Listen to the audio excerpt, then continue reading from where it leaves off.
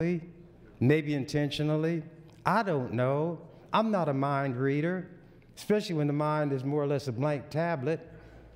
I don't know why the speaker put these bills here, but people thought they might be bills that I would support. And you all may as well get used to hearing me, because I'm going to say what I've got to say. And if you don't like it, there's the door, and there's a door. And when you all go through these little juvenile motions of being dissatisfied with what I have to say, you ought to know now that means nothing to me. I have 4 children who are now grown. During the process of their growing up, I saw every juvenile. Time, Senator. Thank you, Mr. President. Thank you, Senator Chambers. Senator Keene, you're recognized. Thank you, Mr. President, and good morning, members of the legislature. I rise in opposition to the bracket motion, but in full and enthusiastic support of AM 1849 and LB 931. I would like to say a big thank you to Senator Howard for her leadership on this issue.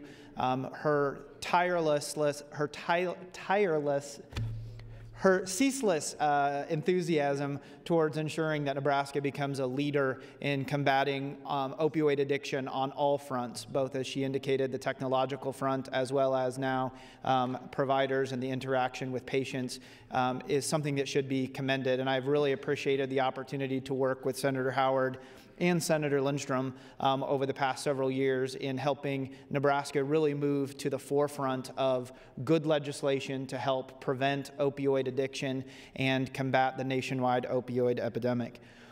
As Senator Ebke, as chairwoman of the Judiciary Committee, indicated in her opening on the committee amendment, and as Senator Howard indicated in her opening, the bill includes the provisions of my bill, which requires the presence of a photo ID when taking receipt of an opioid medication.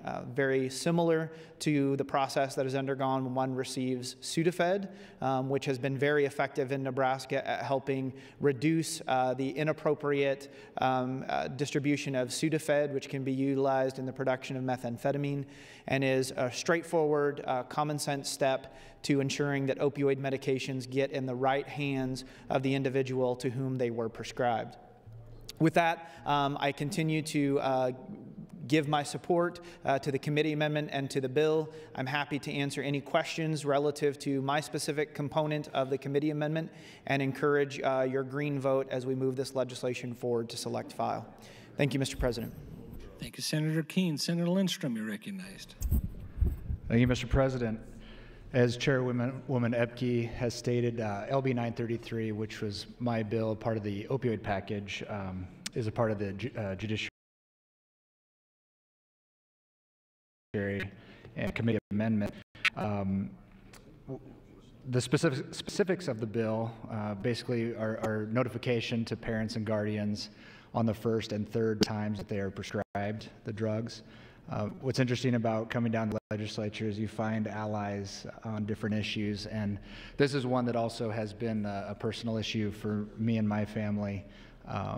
And so a few years ago, Senator Howard and myself, Senator Howard and then her mom previous to her had been working on this issue, and so this was one of those things that hit my radar pretty quick, and we had discussed it, and Senator Keene had come along. So I appreciate all the heavy lifting that the Howard family have done over the last several years. And it is such an important issue that affects many, many lives in Nebraska, whether it's opioid or alcohol addiction.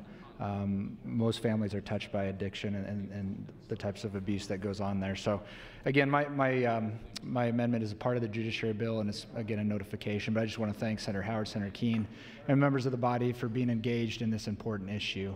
And so I encourage the rest of the body to support the underlying amendment and the bill. Thank you, Mr. President. Thank you, Senator Lindstrom. Senator Ebke, you're recognized. Thank you, Mr. President. I rise in opposition to the bracket motion, but I do think that it's important to get a few things on the record given the debate on licensing reform last week. I wonder if Senator Keene would yield to a question.